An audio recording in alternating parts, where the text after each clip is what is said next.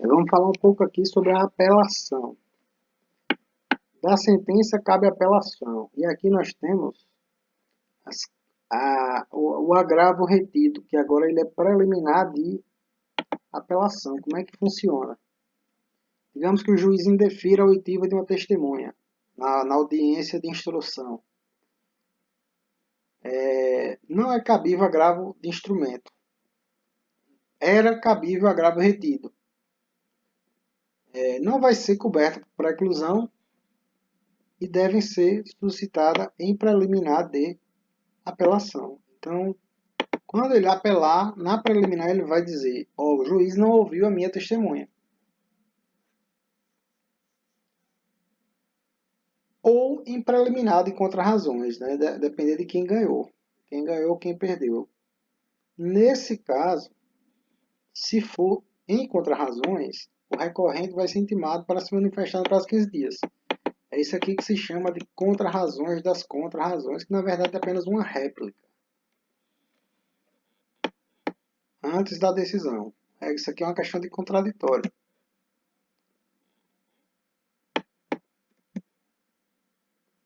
Aí aqui, que basicamente fala como é uma petição de apelação, qualificação, fatos, direito, pedido de reforma, pedido de decretação de nulidade, pedido de nova decisão.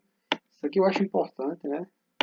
Porque pouca gente sabe que precisa ser tão específico, né? Você tem que pedir isso. É muito importante ler esse artigo na hora de fazer uma petição de apelação numa prova discursiva, uma peça, né?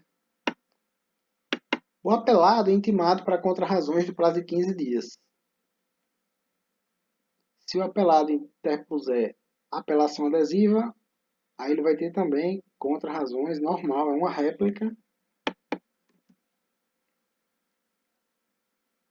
E olha que interessante, uma das grandes novidades da apelação é que não existe mais juízo de admissibilidade na apelação no primeiro grau, somente no segundo grau. Então, fez as contrarrazões, remete lá para cima, para o tribunal. Recebido o recurso, aí o relator ele pode decidir monocraticamente em situações de, sei lá, julgamento, procedência liminar do pedido, algumas coisas assim, que está lá no 9, se eu não me engano, em deferimento também da inicial. Ou então ele vai fazer seu voto para julgar. Outra coisa importante, a apelação terá efeito suspensivo. Ela, em regra, tem. É o único recurso que tem efeito suspensivo em regra. Só que há algumas situações em que a própria lei, que é esse artigo aqui, diz que tem efeito suspensivo. Não tem efeito suspensivo, não tem. Interdição, julgou procedente a instituição de arbitragem, extingue sem resolução de mérito ou julga improcedente embargos do executado, alimentos, divisão ou demarcação de terras, e aqui confirma ou concede ou revoga a tutela provisória, que já estava rolando e a sentença mexe com isso, né? Ou confirma isso. Então, para que efeito suspensivo se já estava rolando? Chama mais atenção aqui a interdição, embargo de executado, terras, alimentos e arbitragem, né? Basicamente.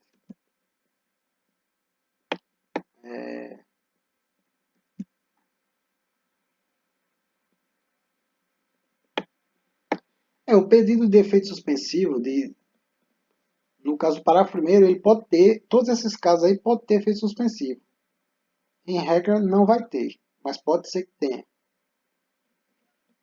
Então, por exemplo, a ação de alimentos não tem efeito suspensivo, vai executar, porém você pode dizer, justificar que vai querer. E aí vai ser para o tribunal ou para o relator, né? Normal, tem que demonstrar. Aqui nós temos o efeito extensivo, devolutivo em profundidade e em vertical e horizontal. O vertical diz respeito ao capítulo. Já o em profundidade, não, o horizontal é o capítulo. Ó, desde que relativo ao capítulo impugnado. Isso aqui é o efeito horizontal. É o capítulo. Já o segundo é o efeito da profundidade. Se no pedido só tiver um fundamento, a apelação devolve tudo. Então, tudo que tiver a ver com aquele capítulo, ou seja, com aquele aspecto ali da horizontalidade, ele pode aprofundar e o tribunal vai mexer com tudo. É mais ou menos isso. Se o processo estiver em condição de julgamento imediato, o tribunal deve decidir desde logo o mérito quando reformar a sentença, decretar nulidade, constatar omissão, decretar nulidade por falta de fundamentação.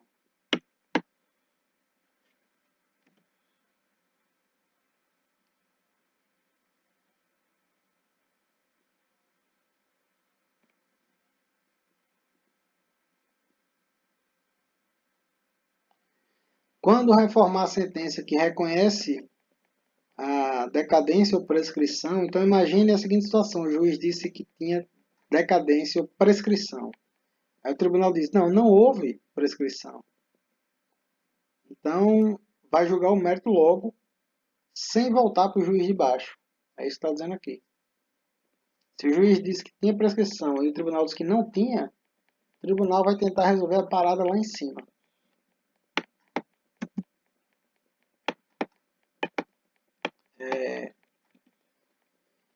O capítulo da sentença que confirma ou concede ou revoga a tutela provisória é impugnável na apelação.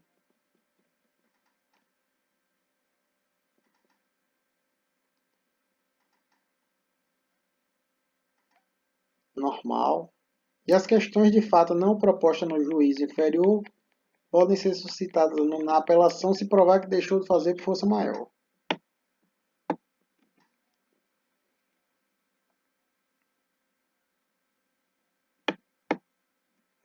Basicamente.